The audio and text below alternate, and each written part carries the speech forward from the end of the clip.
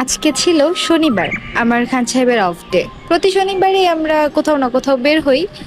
তো আজকে ঘুম থেকে উঠেই ফারিস্তার বাবা বলছে, উঠো বাচ্চাদের রেডি করো, তুমি রেডি হও, বাহিরে নাস্তা করব। আমি বললাম এই রোদ গরমে সকালবেলায় বের হব? সে বলছে বন্ধুদের সাথে তার বিকেলে একটা গেট টুগেদার পার্টি আসছে, তারা বাফেট ডিনার করে তারপর আসবে, তাই সকালবেলাই আমাদেরকে নিয়ে বের হবে। কোনো প্ল্যানিং ছাড়াই বের হয়েছি। ফারিস্তার বাবাকে বললাম ভর্তা ভাত খাবো, চলো জাহাঙ্গীরনগর যাই।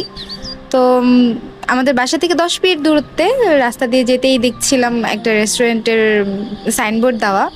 এর আগে কখনো আসা হয়নি এখানে, এখানে একটা রেস্টুরেন্ট আছে আমরা জানিও না। তো আসলাম, ভিতরটা বেশ ভালো লাগলো, গোছানো, গাছপালা দিয়ে ভরা, সবুজের মাঝে। সবচেয়ে বড় কথা হচ্ছে এই রেস্টুরেন্টের খাবারগুলো এত মজা লেগেছে।